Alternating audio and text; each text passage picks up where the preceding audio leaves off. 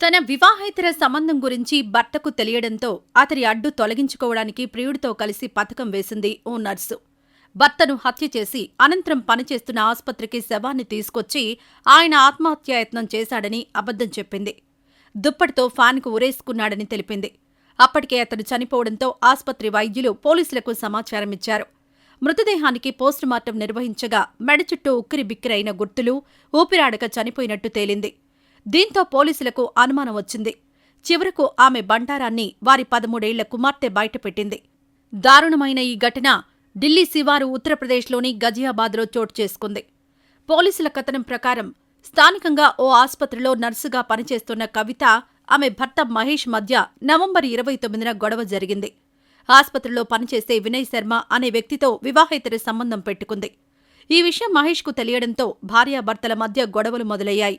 అయితే మద్యానికి బానిసైన తన భర్త రోజూ తాగొచ్చి వేధిస్తుండేవాడని, నవంబర్ 29న ఈ విషయంలో గొడవ జరిగిందని పోలీసులకు కవిత చెప్పింది.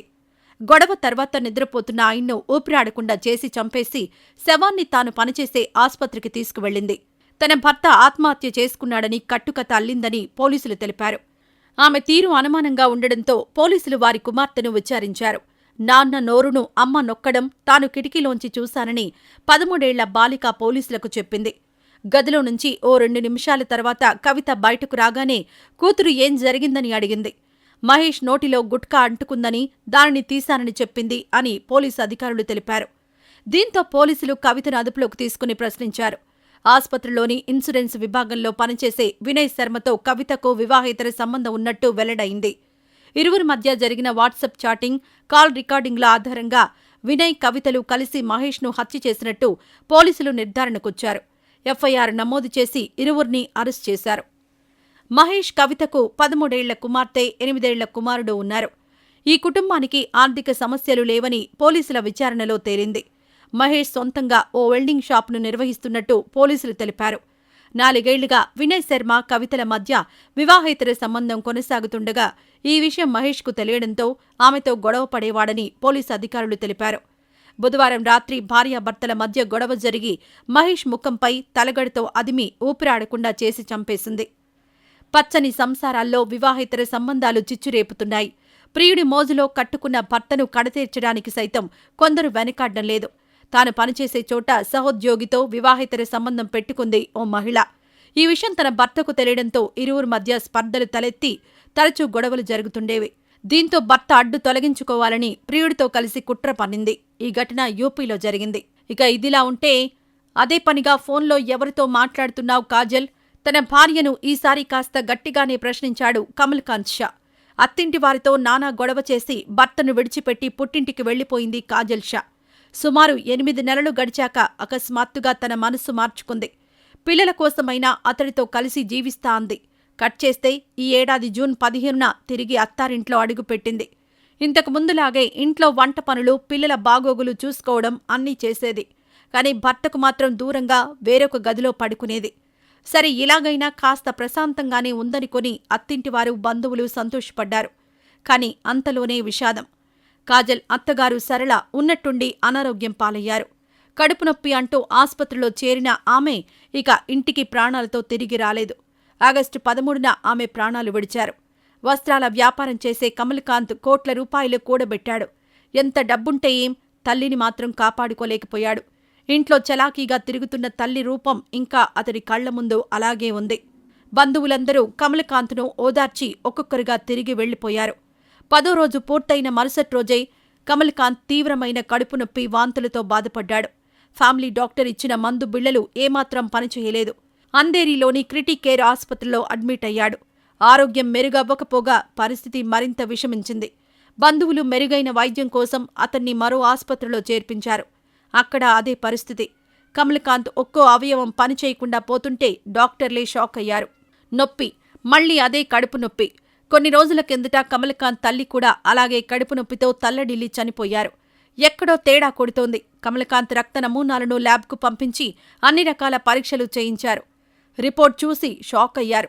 అతడి దేహంలో ప్రమాదకరమైన ఆర్సెనిక్, థాలియం పదార్థాలు భయానక మోతాదులో ఉన్నాయి. మోతాదు కంటే ఏకంగా 400 రెట్లు అధికంగా ఉన్నాయి. ఇక ఏం చేసినా అతడు బతికే పరిస్థితి లేదని అర్థమైంది. గత ఏడాది సెప్టెంబర్ 13న ఈ రిపోర్ట్ వచ్చింది. సెప్టెంబర్ 19న కమల్కాంత్ మృతి చెందాడు. పోలీసులు అనుమానాస్పద మృతి కేసు నమోదు చేసుకుని దర్యాప్తు ప్రారంభించారు. కమల్కాంత్ కుటుంబం గురించి ఆరా తీస్తే అంతా సవ్యంగానే ఉంది. వ్యాపారంలోనూ ఎలాంటి గొడవలు, శత్రుత్వాలు లేవు. అసలేం జరిగింది? కమల్ భార్య కాజల్ 2021లో అతడితో గొడవ పెట్టుకుని పుట్టింటికి వెళ్లిపోయి 2022 ఏడాది మళ్లీ తిరిగొచ్చిన విషయం విచారణ సందర్భంగా బంధువుల్లో ఒకరు చెప్పారు. ఆ పాయింట్ దగ్గర ఆగారు పోలీసులు. ఆ కోణంలో దర్యాప్తు ప్రారంభించారు. అవును, నిజమే. కాజల్ ప్రవర్తనా తీరు అనుమానాస్పదంగా ఉంది. కాజల్ ఫోన్ కాల్ డేటా పరిశీలించారు పోలీసులు. హితేష్ జైన్ అనే వ్యక్తితో ఆమె ఎక్కువగా మాట్లాడుతున్నట్లు గుర్తించారు. కాజల్కు హితేష్ చిన్ననాటి స్నేహితుడు. పెళ్లికి ముందు నుంచే ఉందో పెళ్లి తర్వాతో గాని వారి మధ్య సాన్నిహిత్యం ఉంది. ఇద్దరూ బాగా దగ్గరయ్యారు. కమల్ తన బిజినెస్ పనుల్లో బిజీగా ఉంటే కాజల్ తన ప్రియుడితో గంటల తరబడి మాట్లాడుతూ గడిపేది. అది గమనించే గట్టిగా నిలదీయడంతో నానా యాగి చేసి పుట్టింటికి వెళ్లిపోయింది. ఇంట్లో వాళ్ల కళ్లు గప్పి ప్రియుడితో కలిసి తిరిగింది. కాని జల్సాలకు మాత్రం డబ్బులు సరిపోలేదు. ఈ క్రమంలో వారి మెదడులో ఓ దురాలోచన పుట్టింది. కమల్ను, ఆమె తల్లిని లేపేస్తే ఇక తమను అడిగేవారే ఉండరు. కమల్ చనిపోతే ఇన్సూరెన్స్ డబ్బులు ఎంత వస్తాయో కూడా ఆరా తీసింది కాజల్. మొత్తానికి తన కుట్ర బుద్ధితో అమాయకంగా నటిస్తూనే మళ్లీ ఆ ఇంట్లో చేరింది కాజల్. ఎవరికీ ఏమాత్రం అనుమానం రాకుండా కొన్ని రోజులు వేచి చూసి తన ప్రణాళిక అమల్లో పెట్టింది.